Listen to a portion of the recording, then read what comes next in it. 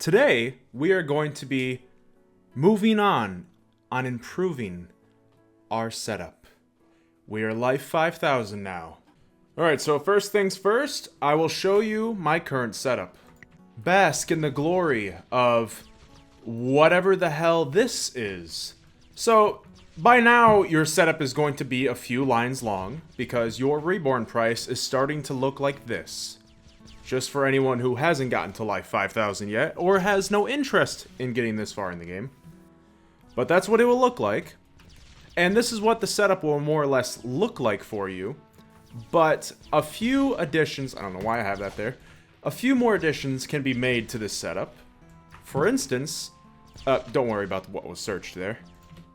We have more than enough Big Berthas to create greatness.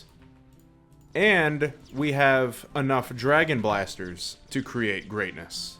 This will be a major addition to the setup.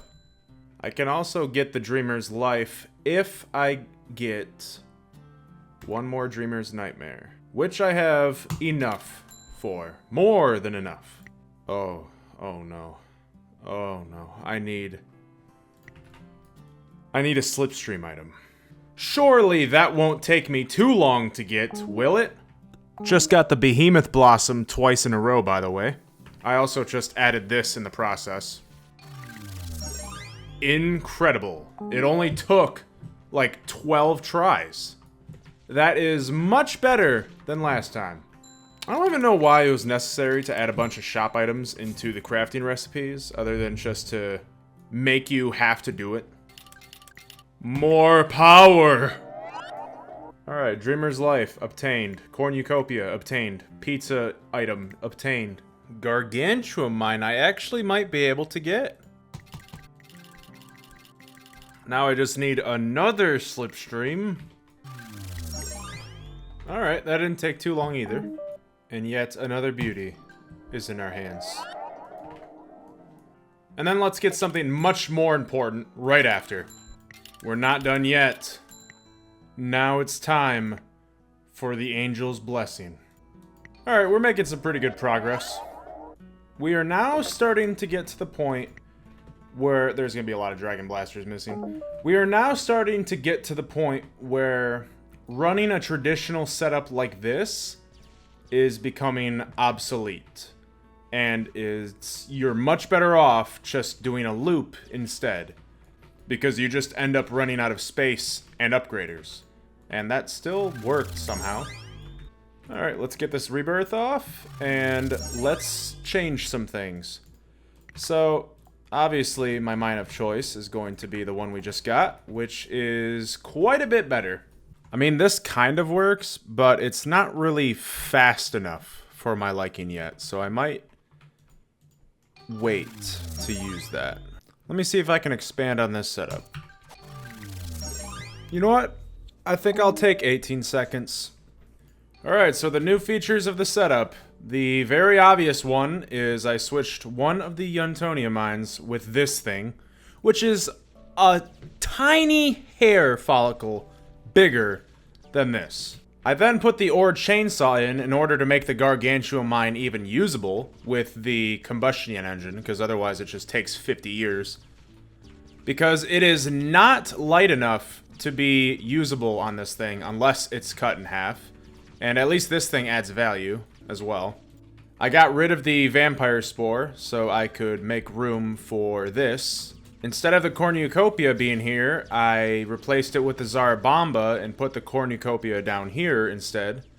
I moved the executive pillars there, and then there's just this stuff just hastily thrown together at the end. And it makes me QTV right now, which is more than enough. And honestly, this should probably cover the next 1,000 lives. And then as soon as I get the Colosseum Catharsis, I could get my Superstitious item. I'm gonna see how we're doing on the True Book of Knowledge. That one takes 2 Superstitious items. Alright. I have almost everything for this except the Ore Nova. I could get Vulcan's Wrath right now if I just had 3 more of these. Damn. Now this one is interesting.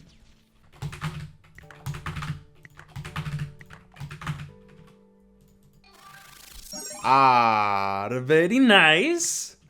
I remember this area having zombies. Where are they at? So this crafting recipe is the most popular one in the wiki. And that being said, I have done it. How many episodes are we into this series now? And I've finally done it! Oh man. Look at the beauty of this. It's an upgrader. Alright, all joking aside, let's take a deeper look at this. Yep, it gives it an initial 90 times multiplier and gives the next 15 seconds of ores a slightly juicier multiplier. Just absolutely beautiful. The problem is, look at the size of this thing.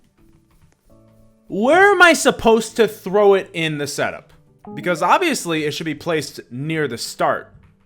But I already got so much happening in the start. How about this? I don't have a pizza list or a quantum clockwork over here. So I'll just shoehorn it at the end here to make room for this thing. And of course, it doesn't quite need all the room. So I'm gonna have to find something to shoehorn in there. I guess hey, executive pillars, you were over here like 50 lives ago. You wanna be back? And there we go. So what I'm gonna do now is move that back to where it was. Get rid of the astral setter. I don't think we need it anymore. And would you look at that? We have all this room now. And what did it do for us? Maybe a little bit more. If I use the pulsar, a little bit more of a little bit more. So pretty much QNV now, or very close to it. So the first superstitious item I got my hands on is making my setup noticeably better. How shocking is that? Let me just increase the life skipping amount a little bit more, just to see how much I could skip if I wanted to. So 2 skips to spare, 3 skips to spare in 20 seconds, and sometimes even less than 20 seconds. I can't say that's horrendously bad for Life 5000.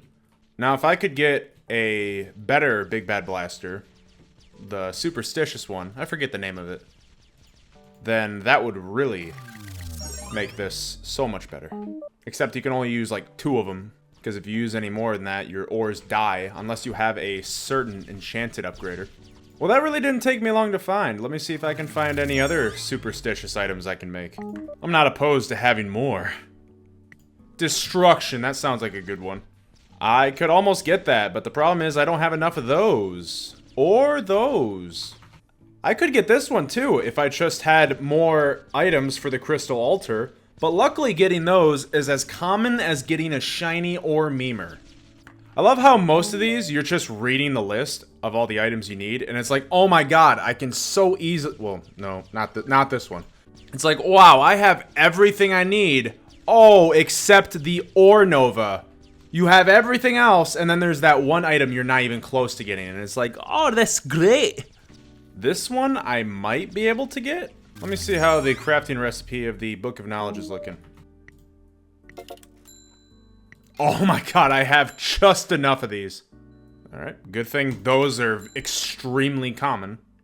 Yeah, I can actually just get this. I just need an Ore Supernova. Alright, RNG gods. Can you please show me mercy? The Book of Knowledge won't even be used at all. It's barely better than the Pizza Furnace, and I would have to place another umpteen trillion items for it. I just need it for that superstitious item. I spy something dancing. Have you seen it yet? Congratulations. Reborn now. Ah, very nice. This is the most painful part of this video, is to just get the one singular item of Slipstream to get what you need. Nope, not that one. Well, that's the one I want, the Midas Blaster, but I don't have the Coliseum Catharsis. You know, while I've been waiting to get the Ore Supernova, I've just been glancing over all of the superstitious item requirements and stuff like that. And I just have to ask, how many of you have actually read all of this text? How many of you have read this entire novel of lore. Because I can tell you right now that I have not, and I don't plan to ever do that. I presume it's Foxy that did all of this, and I commend you for your storytelling, to say the least. But I don't think a lot of people are taking the time to read all of this. Strangely enough, the Void Realm is not pure darkness. The threads of darkness, which are loosely held together, seem to form endless labyrinths, all of which somehow lead straight to... Big Alberto! When Zegaldun split his soul, two titans were formed. Solemn, who governed light and stood for strength, and Chromos, who governed darkness and stood for intellect. How non-dramatic was that text? Yes! Book of Knowledge, baby. It's a furnace I'll never use, but it is a good-looking one. More importantly, though, it helps me get this catalyst, which I'm going to get right now. Alright, well, I wasn't actually expecting to get it on the first try. That was supposed to be a skit where I screamed no and was angry. But instead, I just actually got it on my first try, so I guess I'll take it. Alright, Superstitious number 2. Again, another outstanding item for where I am currently in this game. Except, where do I put it? Oh yeah, this is better off if I use it near the end. So, I think this might be the easiest one to implement yet. Yeah, this Brimstone Spires here, it's hardly going to be an upgrade removing this thing. But that thing is so goddamn large that I'm fine just taking the cut. And this will still be a slight upgrade. It's more so just the principle of having it. But rest assured, if I used both of them, the difference would be substantial. And the question that maybe at least 2 of you have thought so far is, why haven't I started life skipping yet? And I've ultimately decided that I should probably wait until I can get railgun cannons in order to do that.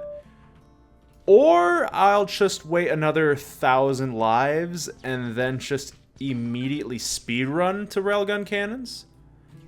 And then I would make my endgame setup from there. I have already pretty much expanded on my setup, and it's quite a bit more different than it was. Now that I have a lot more enchanted and superstitious items, as well as some pretty juicy normal evolution items, the setup's working pretty well.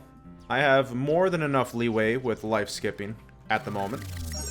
And I don't think I want to get rid of that just yet. I would like to get a couple more items. So I think I will start at life 6,000. I'm not that terribly far off from getting the Swag City either, and that one's even better than the last 2 I've gotten. But I don't quite have enough of 2 items to make that happen.